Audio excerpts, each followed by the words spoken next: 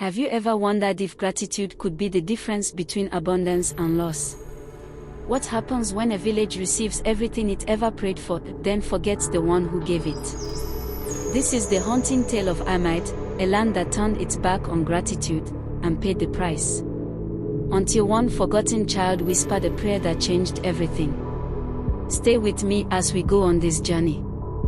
There was once a humble village nestled between two gentle hills, surrounded by thick trees and nourished by a river that sparkled under the African sun. Its name was Iremide, which means my joy has come. But that name had once sounded like mockery to its people. Years ago, the land of Iremide had dried up.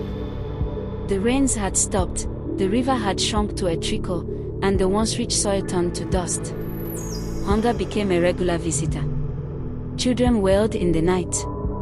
Fathers returned from the fields with empty baskets, and mothers wiped silent tears while pretending to cook meals that didn't exist. And so, the villagers did the only thing left: they turned to God. They fasted. They prayed. They cried out in one voice, lifting their hands to heaven. Beneath the large baobab tree, men, women, and children gathered day and night, begging God for mercy. Their prayers were simple but sincere: God of our fathers, do not turn away from us. We have nothing else but you. Then, it happened. Rain fell. Not just once, but season after season. The river returned, crops bloomed, and the land began to laugh again. Iremide was no longer a forgotten place. The harvest grew richer than ever before. From other villages, people came to trade. Roads were built. Markets expanded. The once poor village became the envy of all. And every harvest, the people returned to that same baobab tree, not to cry this time, but to give thanks. They danced. They sang. They remembered. At least, for a time. After the heavens reopened and the rains returned, Iremide transformed almost overnight. Where weeds and cracked earth once dominated the landscape, green now danced across every corner of the village. Farmers boasted about harvests so large, they had to borrow neighbors' baskets to carry their yams. Maize stalks stretched like proud warriors. Tomatoes burst red with juice. Even cassava roots grew so thick that young men struggled to pull them from the ground. Fishermen returned laughing from the river, their canoes filled with tilapia and catfish. Hunters brought back antelopes fat from drinking the revived river's waters. The joy was contagious. Every evening, drumming filled the air. Children raced through the fields, mothers sang while cooking, and fathers shared palm wine and stories under the stars. Iremide was alive again. The people didn't just eat and dance, they remembered. Each family built a small altar in their compound. The baobab tree at the center of the village had never been more honored. Offerings of kola nuts, cooked meals, and prayers of thanksgiving were laid at its roots every week. Songs were sung, led by elders with cracked voices and teary eyes. And every time a harvest came in, the people paused to say, God, we remember. Scene 3, Generation Shift, expanded. But time is a quiet thief, and memory fades like footprints in the sand. As the children born during the years of restoration grew, they carried no scars of suffering. They had not tasted hunger. They had not knelt in desperation under the baobab tree. To them, Iremide had always been bountiful. They were sent to city schools, wore ironed uniforms, and came home speaking English with twisted tongues. They mocked the old songs and called them village noise. They rolled their eyes at their parents' traditions. And worse, they questioned God.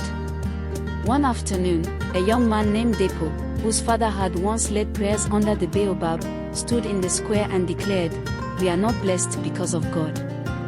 We are blessed because we work hard and think smart.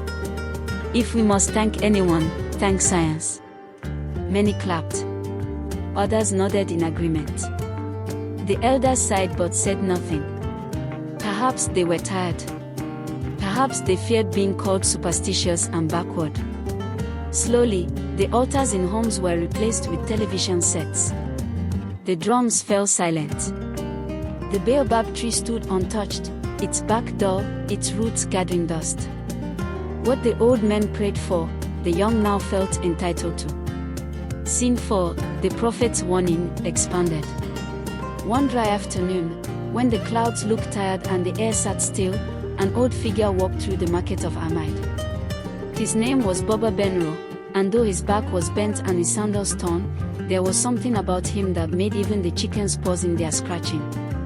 He walked with slow steps to the foot of the baobab tree, which now stood surrounded by market stalls and forgotten plastic bags.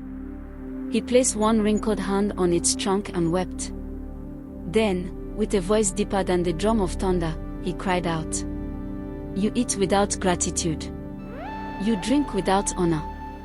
You wear blessings like robes but spit on the tailor." People gathered. They stared. Some whispered, "Isn't that the old madman who used to pray during the famine?" Others said, "Ignore him. His time has passed." But Baba Benro was not finished.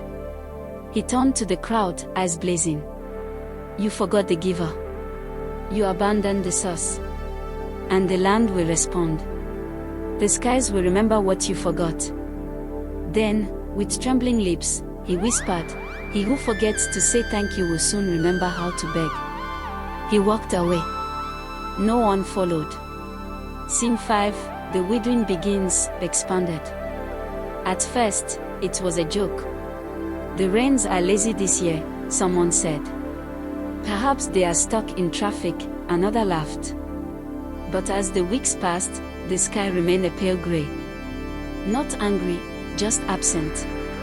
The river lost its sparkle. The once lively chirping of birds quieted. The soil, once a soft brown, grew stubborn beneath the farmer's tools. Seeds refused to sprout. Those that did wither within days. Elders looked to the sky. Women fetched water from further and further away. The laughter in Iremide grew rare. But still, no one returned to the baobab. When a group of elderly women suggested a prayer gathering, the village youth mocked them on social media, calling it a performance of primitive panic. So the people turned to men, not God. They hired consultants, dug artificial boreholes, bought fertilizers from the city. But nothing worked. Even their money lost power as food became scarce. God was not angry. He was silent. And in that silence, the village began to remember what it had forgotten. Scene 6, the return of selfishness, expanded. When blessings vanish, true character is revealed. In the drought that followed, Iremide cracked, not just in soil, but in soul. People who once shared freely now locked their barns. Formerly generous traders tripled their prices. Mothers fought over buckets at the shrinking well. Neighbors no longer spoke to each other. The marketplace turned cold. The laughter that once echoed beneath the mango trees disappeared. You could see fear in the eyes of children and greed in the hands of men. A rich man named Sonia, whose storehouses were full from previous harvest, sold his grain at impossible prices. When asked to help, he said, "Did anyone help me when I was hustling?" The spirit of gratitude was gone, and in its place rose the spirit of pride. The elders, shamed by the mockery of the younger generation, withdrew into silence. Even the few pastors left in the village had grown tired, preaching to empty benches and dry hearts. The elders gathered around it, not because they were summoned, but because their hearts were stirred. They knelt, not for show, not out of fear, but in quiet, broken remembrance. Even Chief Olegbed, a man known more for his staff than for his faith, removed his crown and bowed. His voice cracked as he muttered, "We forgot, but we have remembered."